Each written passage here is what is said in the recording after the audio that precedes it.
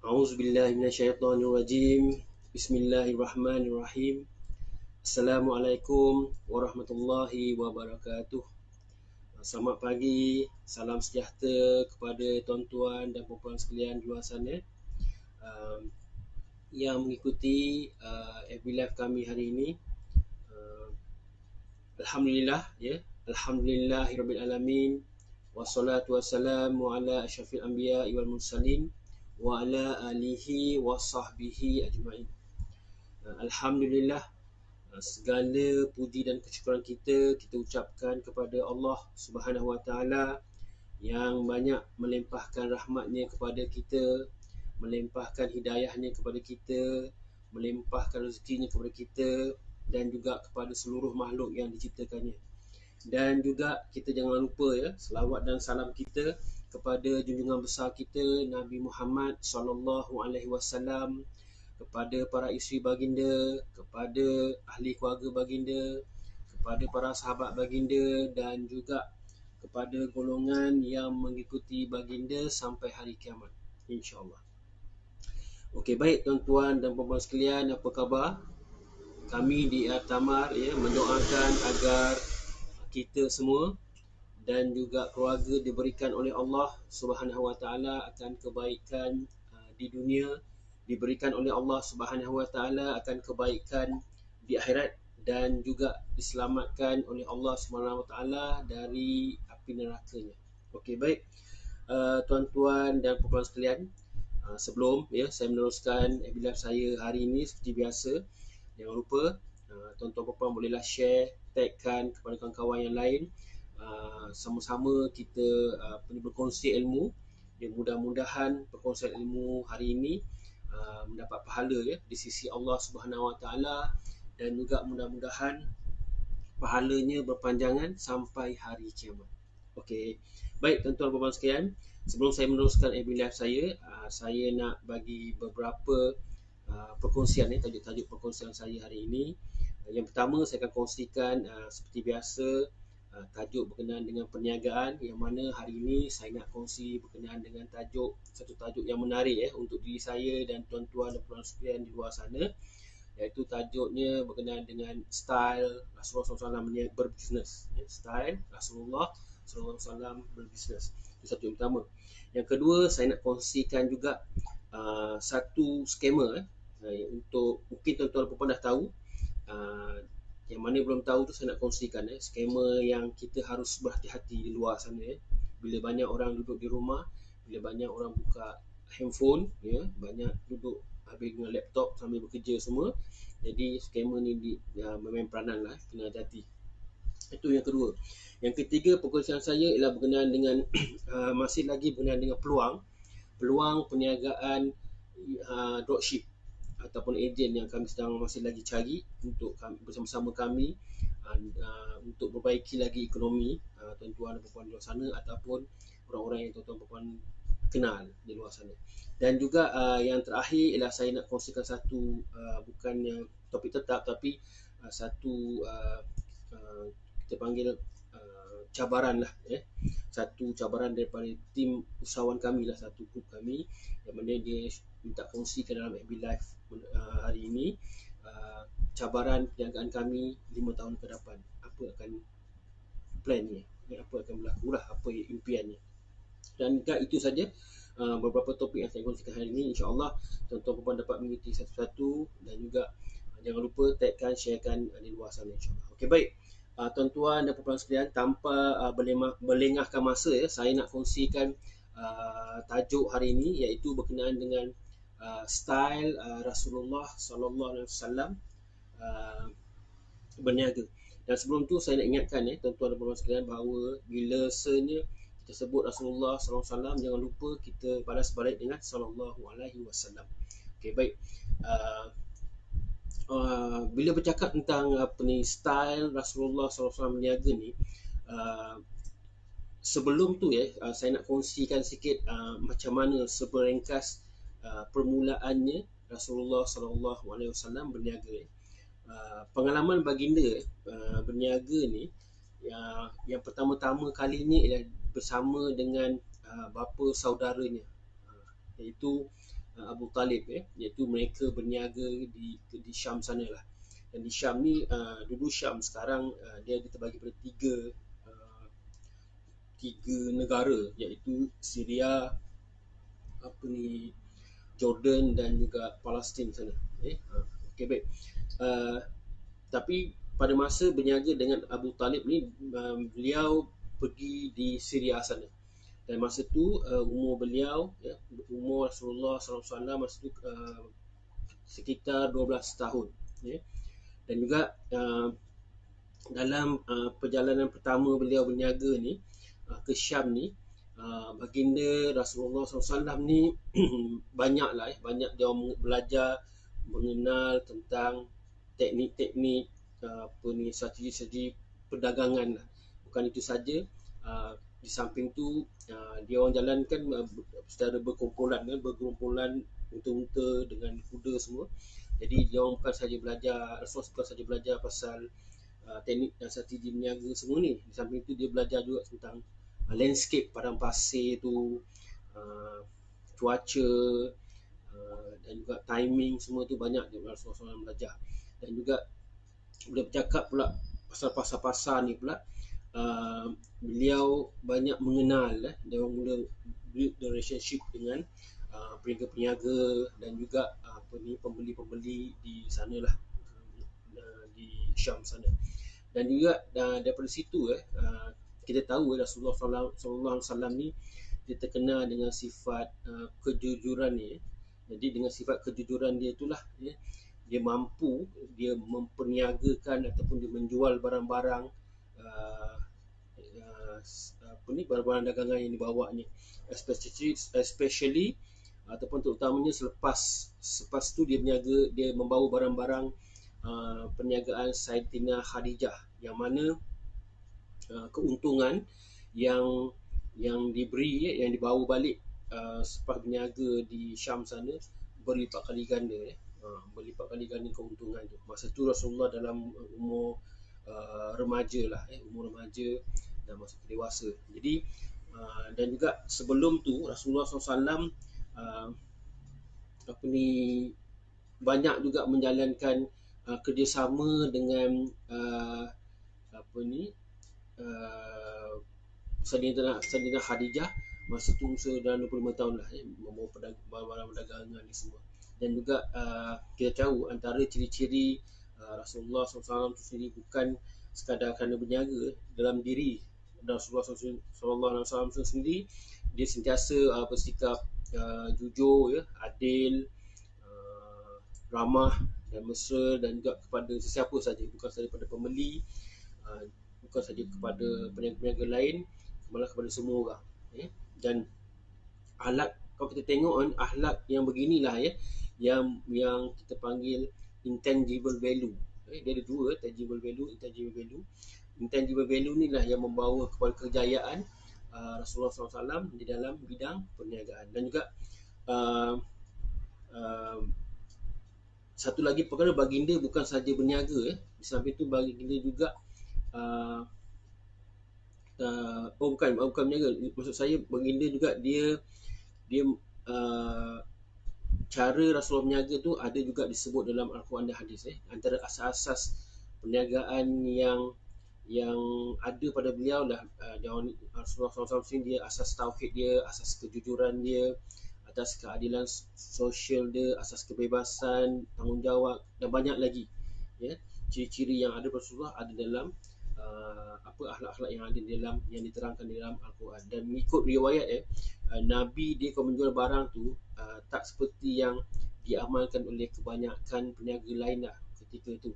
Nabi banyak berfikir out of the box, dia banyak berfikir luar daripada kotak pemikiran orang biasa.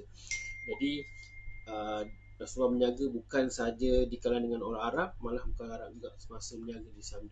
Okey, baik.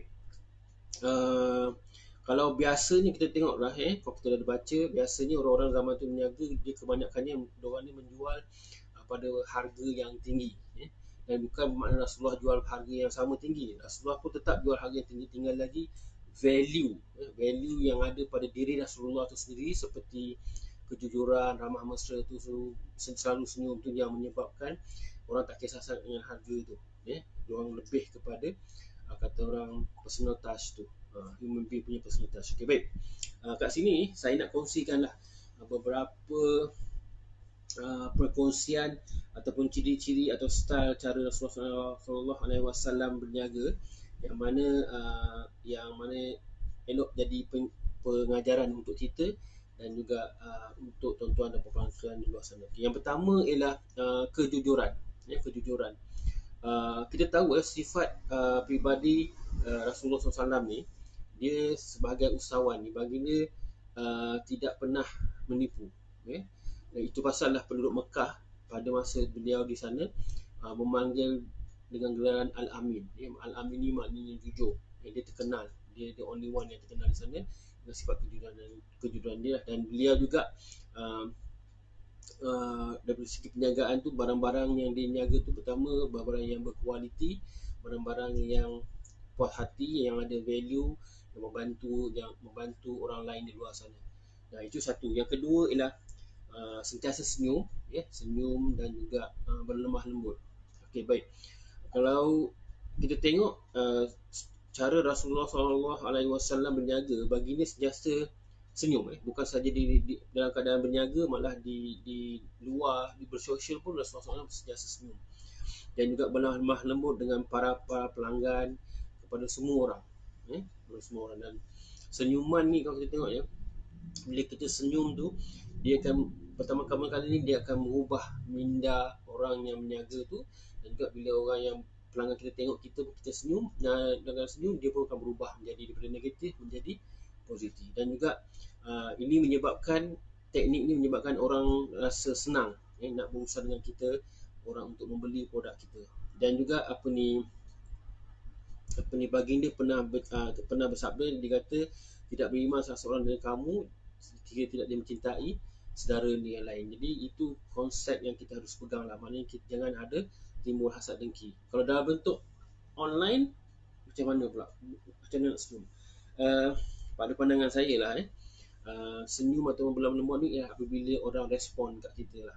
Sama dia beli tak beli, dia tik like ke, dia tik komen, dia komen ke, kita reply balik. Itu tandanya kita senyum lah, kita respon dengan dia punya tindakan dia. Jadi kita mana tahu kan, dengan cara kita buat begitu, mudah-mudahan daripada jadi pelanggan terus menjadi klien kita, mungkin satu hari nanti menjadi team sale kita, wallahu a'lam. Okey, baik. Itu yang kedua. Yang ketiga ialah tidak janji palsu lah, tidak pernah bersumpah palsu. Okey. Perkara ni kita lihat dalam satu hadis terhadap saya riwayat Muslim yang mana ada mengatakan penjual dan pembeli ni dia memiliki hak yang memilih selama sebelum berpisah. Dan apabila mereka jujur dan mahu menerangkan barang, mereka mendapat berkat dalam jual beli itulah. Dan jika mereka berbohong dengan menutupi cacat celah barang tu, akan dihapuskan keberkatan jual beli mereka. Maknanya jual beli ni dia ada keberkatannya. Jadi kita kalau boleh jangan elakkan penipuan, jangan elakkan sumpah palsu ni. Kalau rasa tak boleh, kita mengaku dia tak boleh. Lebih baik kita berjujur daripada kita menipu dan kemudian hari akibatnya benda tu akan jadi viral, sudahnya orang tak percaya dengan produk kita, seterusnya tidak percaya dengan perniagaan kita. Dan juga kemudian satu lagi, macam tidak memberi gambaran kepada produk kita tu, kita semua baik je. Kita tahu kan tak ada satu benda pun yang sempurna, jadi kita semua baik. Jadi itu satu benda yang kita harus fikirkan jugalah. Itu yang ketiga, tidak bersumpah palsu. Yang keempat, tidak bertengkar. Tidak bertengkar dengan pelanggan. Ini macam mana? Dia tidak bertengkar ni maknanya especially bila ada feedback lah, sama ada kalau feedback positif tu tak ada masalah. Jadi kalau ada feedback negatif tu lah, kadang-kadang kita pun panas telinga juga, walaupun kita ni founder ataupun kita ni dropship ataupun kita stockist, kalau kita dapat feedback tu, kita kena buka minda kita sentiasa fikir positif, just kita terima je feedback tu. Pasal apa? Feedback ni is gold. Feedback ni is gold. Daripada feedback tu nanti kita dapat ambil hati klien-klien yang negatif ni menjadi pelanggan kita. Ya, okay, baik. Itu yang keempat. Yang kelima ialah kita kalau berniaga ni, ikut konsep Rasulullah ni, dia tidak semata-mata mengejar keuntungan semata-mata. Memang berniaga nak untung, tapi janganlah itu jadikan sebagai satu fokus sahaja, bukan satu objektif sahaja, ya. Rasulullah sallallahu alaihi wasallam dia ada juga mengambil sikap menjual modal pada satu ketika, apabila kalau contoh si pembeli tu memang betul-betul tak cukup duit, ya. Jadi Rasulullah SAW dia memang, kita tahu dia seorang yang berterima rasa, dia memang amat pengasih di kalangan kita semua, ya. Jadi dia sayangkan, ya, umat dia. Jadi pada masa tu dia kalau berniaga, dia sanggup bagi harga modal, tak ada ambil sebarang apa ni, kos. Persoalannya, adakah kita berani nak buat macam tu? Tapi bukan semua benda, ya. Bila melibatkan pelanggan yang tak mampu tu, kita bagi harga kos. Okey, baik. Saya rasa itu saja saya nak kongsikan untuk tajuk apa ni kita panggil sub tajuk saya hari ini, berkenaan dengan style Rasulullah sallallahu alaihi wasallam berniaga. Moga kita mendapat satu ilmu, moga perkongsian ni dapat memberikan kita satu inspirasi dan juga apa ni, semangat lah untuk bangsa kita berjaya dalam bisnes mengikut style apa ni Rasulullah sallallahu alaihi wasallam berniaga lah. Dan bukan itu saja poinnya, banyak lagi poin-poin yang kita harus buat kajian cara Rasulullah sallallahu alaihi wasallam berniaga. Dan juga kita pula perlulah ambil ini sebagai contoh dan juga pasangkan niat kita untuk bertindak lah, ya. InsyaAllah Allah memudahkan urusan kita. Pendek kata perkataan Melayu, di mana ada kemahuan, di situ ada jalan. Okey, baik. Tuan-tuan dan puan-puan sekalian, sebelum saya meneruskan lagi topik kedua saya berkenaan dengan peluang perniagaan yang kami buka kepada tuan-tuan dan puan-puan sekalian. Sebelum tu saya ingin perkenalkanlah diri saya kepada tuan-tuan perempuan yang belum mengenali diri saya. Saya Abdul Rahman bin Muhammad Nur. Kami dari perniagaan AR Tamar, yang mana merupakan wakil pemasaran produk untuk Al-Hijaz Mart International Sdn Bhd, yang mana produk utama kami ialah produk kesihatan, jus ajwa ataupun pati ajwa ataupun pati kurma ajwa. Kepakaran kami ialah membantu tuan-tuan yang dan perempuan di luar sana, tak kira peringkat umur, dalam yang ingin membantu diri sendiri untuk menjaga kesihatan ataupun mengekalkan kesihatan sehat, atau ingin memperbaiki kesihatan tu agar rasa kata orang boleh beribadat, boleh berbuat aktiviti dan juga boleh membantu orang-orang lain, di samping akan menimbulkan rasa cinta kepada Rasulullah SAW dan juga rasa rindu kepada Allah Subhanahu Wa Taala. Dan apa yang kami dapat bantu tuan-tuan dan puan di luar sana ialah melalui produk kesihatan kami, iaitu pati ajwa. Dan apa tindakan yang tuan-tuan boleh lakukan ialah, jangan lupa PM saya, DM saya, kami akan kongsikan info ni insya-Allah free of charge. Okey, baik. Itu berkenaan dengan diri saya. Saya teruskan lagi berkenaan dengan kenapa ajwa, kenapa kami ambil produk ajwa ni. Ialah kenapa, kerana ialah ikut kajian sama ada dalam universiti di Malaysia, di negara kita, ataupun di luar negara seperti di Amerika, di Timur Tengah sendiri, di Arab Saudi sendiri, dan juga di UK ataupun di Europe, di macam-macam tempat lah yang menjalankan kajian pemakanan ni. Ada beberapa khasiat kurma ajwa ataupun kurma itu sendiri, yang mana dalam kajian sains perubatan ni dia ada beberapa khasiat. Antaranya yang saya nak kongsikan hari ni, insya-Allah saya nak kongsikan satu dulu lah, insya-Allah akan datang saya akan kongsikan lagi yang lain, iaitu kalau nak tahu kurma ni dia adalah sumber nutrisi ataupun sumber zat ataupun sumber yang banyak vitamin dan juga tenaga yang baik. Apa maksudnya? Ini adalah kerana apa? Orang tahu bila bercakap pasal kurma ni, dia adalah, orang panggil dia energy booster, yang paling bagus sebenarnya. Kenapa dia tak ada campuran chemical, tak ada campuran bahan lain, dia hanyalah isa buah lah, isa biji kurma. Dan juga dia mempunyai, kalau ikut kajian, dia mempunyai lebih 50% gula. Gula yang mana mengandungi sirat yang tinggi. Kalau gula yang kita makan tu belum tentu ada sirat lagi, tapi ini gula mempunyai sirat yang tinggi. Yang mana gula ni cepat dia tidak balas dalam badan kita untuk menukarkan tenaga. Dia paling cepat diserap dan cepat dia terus convert menjadi tenaga. Itu pasal bila kita berpuasa tu, digalakkan kita berbuka dengan kurma. Kita tahu kan bila petang tu kita dah kekurangan tenaga, dah habis tenaga, kita nak buka tu kita makan kurma, jadi kita rasa boostkan balik kita punya energi tu balik untuk kita makan benda lain ataupun untuk kita solat maghrib dulu. Itu biasa. Tapi persoalan ni, kurma ni bukan hanya untuk bulan Ramadan ataupun bulan masa kita puasa sunat. Soal dia bukan. Pasal apa? Pasal Nabi sendiri dan juga para sahabat makan kurma ni setiap hari.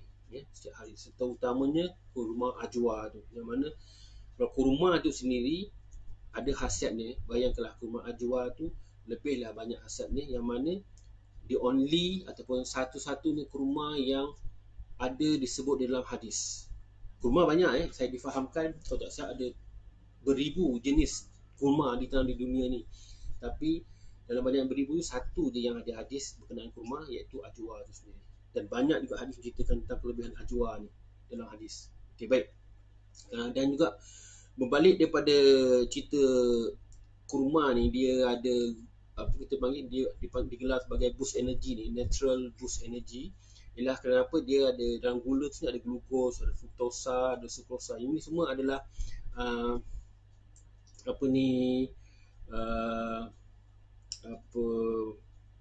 memberikan tenaga semula jadilah untuk diri kita.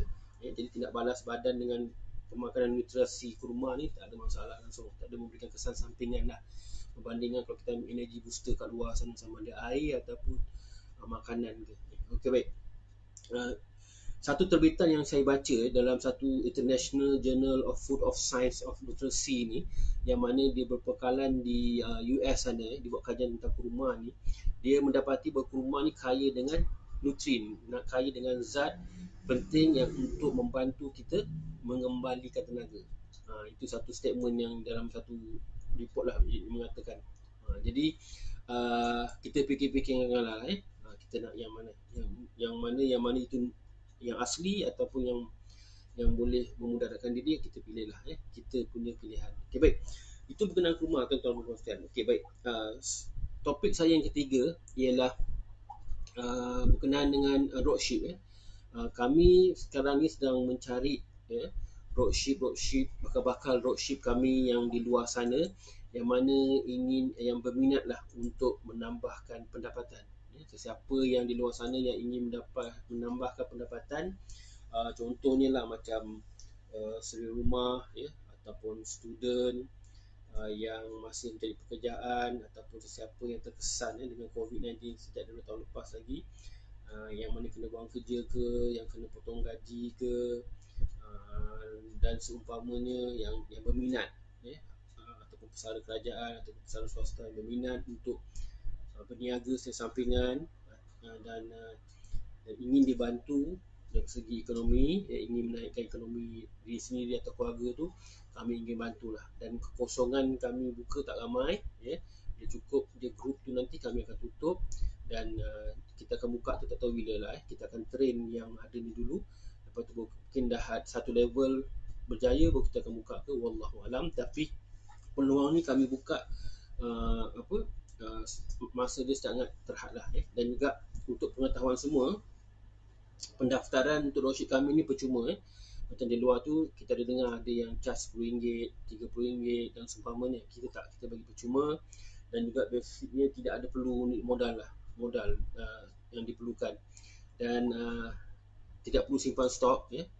Okey, jus ni tak perlu simpan stok di rumah, tidak perlu postkan barang pada klien-klien tuan-tuan dan puan-puan sekalian lah, ataupun bakal-bakal dropship kami.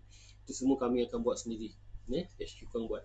Dan bukan itu saja, kami akan bantu bakal-bakal dropship kami di luar sana dengan kami akan sediakan bahan pemasaran tu. Macam contohlah pemasaran tu macam gambar-gambar klien kami yang dah pernah membeli yang menggunakan testimoni mereka, video-video pemasaran untuk memasarkan produk ni untuk digunakan untuk bakar-bakar dropship kami ni gunakan untuk bantu mereka buat pemasaran di sosial media mereka ataupun di mana-mana saja. Okey, itu satu. Yang kedua, kami akan support juga bakar-bakar dropship kami ni dengan kami sediakan platform seperti FB group, WhatsApp group dan juga Telegram group, yang mana dalam group-group ni kita akan masukkan bakar-bakar dropship kami ke dalam tu dan kami akan kongsikanlah info-info terkini, info-info berkenaan kurma, tamat berkenaan dengan ajwa ni, info-info berkenaan dengan kajian saintifik makanan ajwa dan seumpamanya lah, yang mana boleh membantu lagi pemasaran, melancarkan lagi pemasaran bakar-bakar dropship kami di luar sana. Dan kami bagi lagi coaching. Coaching ni kami akan sediakan dalam bergrup, mana kita akan sediakan dalam platform Zoom ke, platform Skype ke ataupun Google Meeting. Kita akan buatlah sesi coaching ni ataupun perkongsian ni. Dan juga kami akan bagi reward. Kita habis dekat situ saja, kami akan bagi reward kepada dropship kami yang berjaya achieve target jualan, sama ada dalam bentuk bulanan, 3 bulan ke 6 bulan ataupun 9 bulan ataupun dalam bentuk tahunan. Kita akan bagi dropship bagi menghargai usaha pemasaran yang dibuat tu. Dan yang penting paling penting sekali ialah sesiapa yang ingin join dropship kami ni perlulah rajin, perlulah committed. Itu yang penting. Dan jangan lupa, sebarang pertanyaan boleh PM kami, DM kami. InsyaAllah kami akan bagi infonya. Okey, baik. Itu satu perkara. Satu lagi topik pagi ini berkenaan peluang perniagaan. Dan akhir sekali, saya akan kongsikan juga seperti mana saya janjikan, iaitu saya akan ceritakan satu scammer lah. Satu scammer yang mungkin tuan-tuan perempuan dah tahu dah sebelum ni, iaitu bila kita terima panggilan daripada nombor daripada luar negara. Kalau sesiapa yang ada terima panggilan nombor daripada negara, boleh komenkan di bawah apa nombor tu. Dia macam ni.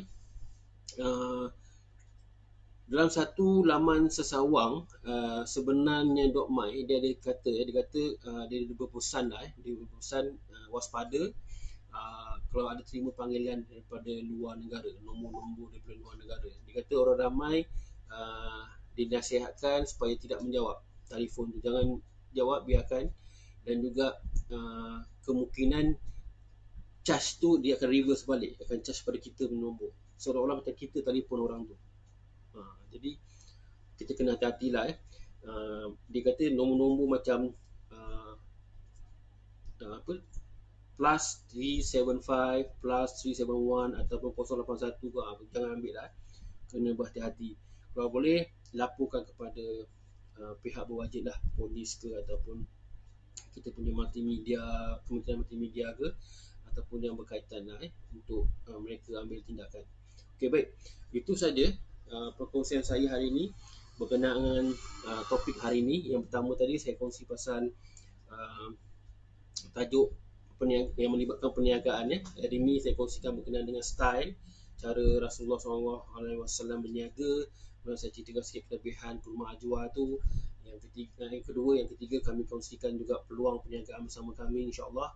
Yang keempat ni berkenaan dengan scammer untuk pengetahuan kita bersama. Dan yang kelima, saya ingin kongsikan ini bukan topik tetap, tapi saya kena buat pasal apa ini dalam grup usahawan sesama kami lah yang dimentorkan.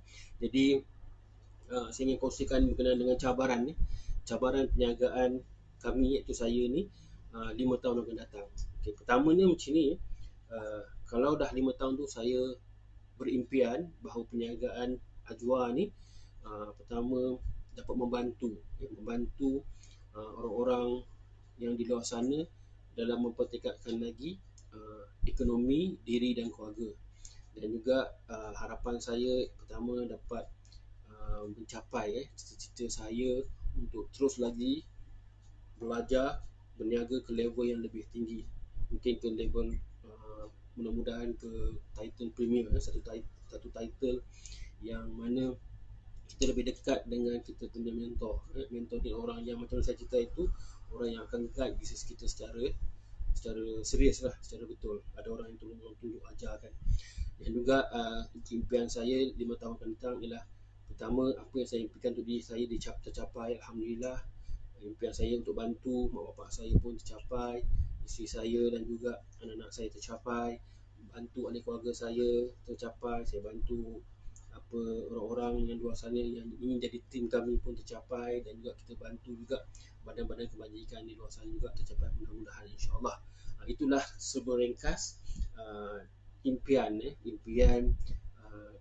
saya impikan bila dah 5 tahun akan datang berniaga, insya-Allah. Mudah-mudahan dimudahkan oleh Allah SWT. Okey, baik tuan-tuan puan-puan dan sekalian, itu saja yang saya nak kongsikan hari ini. Cukuplah sekadar itu dulu. InsyaAllah saya akan kongsikan esok dengan topik-topik yang lebih menarik. Stay tune pada waktu yang sama pukul 11 pagi. Jangan lupa tagkan, sharekan kepada kawan-kawan lain, invite mereka like page saya, agar kita sama-sama membantu dalam perkara kebajikan ni. Mudah-mudahan mendapat pahala di sisi Allah Subhanahu Wa Taala. Mudah-mudahan pahalanya berpanjangan sampai hari kiamat. Dan juga jangan lupa, dalam satu hadis ada mengatakan, apa yang baik dilakukan oleh seorang muslim itu ialah pahala. Dan juga kepada bakal-bakal tetamu ataupun bakal-bakal tuan-tuan puan-puan yang baru saja mengikuti abiliah saya, jangan lupa boleh ulang share, kemudian boleh dengar kemudian video ni, dan juga jangan lupa tagkan juga kawan-kawan lain. Mudah-mudahan kita mendapat sesuatu ilmu. Okey, baik, itu saja yang saya nak kongsikan. Kepada yang dah buat tag, share video ni, saya ucapkan berbanyak-banyak terima kasih. Moga-moga kita mendapat satu ilmu, dan juga terima kasih banyak-banyak daripada kami yang telah mengikuti abiliah ni secara komited dan konsisten. Okey, pesanan saya terakhir sekali berkenaan COVID ni, jangan lupa amalkan dengan menjaga kesihatan diri, kesihatan ahli keluarga kita, kesihatan orang tua kita, dan juga sentiasa berada dengan penjarakan sosial tu, patuhi SOP yang telah ditetapkan daripada Kementerian Kesihatan ataupun kementerian ataupun daripada Majlis Keselamatan Negara. Gunakan My Sejahtera tu dan berhati-hati. Kalau tak guna, kalau kena tangkap, kena bayar saman. Jadi elakkan dan juga pakailah double face mask tu. Mudah-mudahan dengan SOP yang kita buat ni, mudah-mudahan kita berusaha kita bertawakal, kita berdoa, mudah-mudahan kita dapat mengharungi ujian ni, dugaan ni ataupun musibah ni bersama-sama. Dan juga jangan lupa kepada Allah lah kita berserah. Okey, baik tuan-tuan dan puan-puan sekalian, saya akhiri abiliah saya dengan tasbih kifarah suratul As. A'udzubillahi subhanakallah wa bihamdik asyhadu an la ilaha illa anta astaghfiruka wa atubu ilaik. A'udzubillahi minasyaitonir rajim.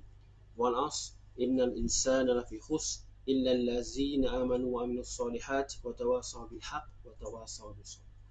Saya akhiri dengan moto atau prinsip jagaan kami, sebaik-baik manusia adalah manusia yang paling bermanfaat kepada manusia lain. Wabillahi taufiq wal hidayah. Assalamualaikum warahmatullahi wabarakatuh.